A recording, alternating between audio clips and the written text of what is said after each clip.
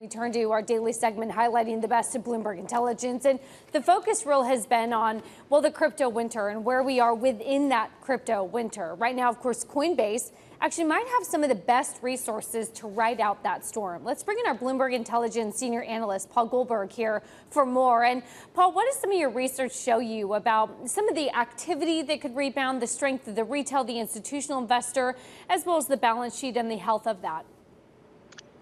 Thank you for having me, Taylor. So first of all, let's look at the monthly transaction users. The guidance is for 7 to 9 million users on average. That's below last year, but it's way considerably higher than the year before. So we are moving in the right direction. And if we are to begin rebounding, that number should get considerably better. The question is really the timing. Is it going to be a matter of several quarters, or retail investors are going to stay on the side for longer? On your mention of the institutional investors, obviously Coinbase Prime has been very big development. It has been growing. It has a much smaller revenue capture in terms of traditional exchanges language, but obviously the recent deal with the BlackRock and a lot of movements in that direction is a positive. And then lastly, the balance sheet. When the market gets tough, it's all about the balance sheet for the companies who can survive it. Coinbase has about $6 billion, and most of it is the actual cash, not the coins. So, Paul, can you talk to us a little bit about what might actually catalyze that recovery in activity by the retail and/or institutional investor for Coinbase?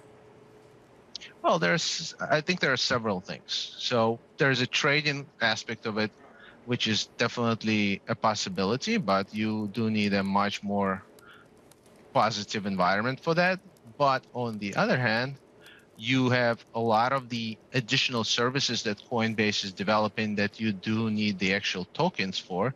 So that might drive the activity. Ethereum merge is to happen on September 15th. So that might impact their staking business. So there are certain catalysts that are more recurring revenues that could be positive for Coinbase going forward, in addition to the kind of bolstering the activity itself. Paul, I'm going to go a little bit broader because my husband is a senior manager over at Coinbase, but I want to look more at the industry group in general. And are you seeing some of the regulatory pressures becoming more transparent at least? Are we starting to understand where the rules of the road are going to be put in place? Is that going to be any catalyst going forward?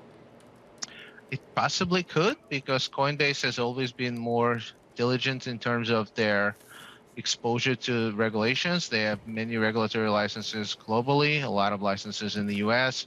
So they're really focused on that. Even if we think about Ethereum merge, the CEO of Coinbase, Armstrong, just said recently that if the regulators will not allow the staking business, even though it might be very lucrative for them, they will not do it. So they're really one of the exchanges out there who are focused on the regulatory environment.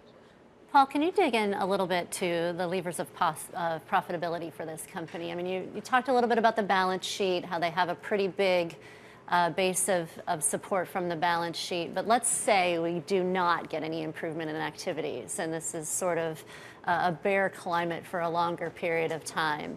What levers can this company pull to improve the profitability outlook? Well, it's really the cost lever. That's the only lever most of the companies have in that kind of situation. So Coinbase had about $5 billion of expenses last year, the consensus for about $6 billion this year. But between the first and the second quarter, they already cut their expectations slightly, both for sales and marketing and for tech and development. They did reduce the sales force, the employee force by about 18% recently. So if we are in a position where several quarters away from today, we are still not out of the woods, they might have to cut the expenses again. Because if you look again, like the expenses base versus 2020, not the 21, we're up several times from there.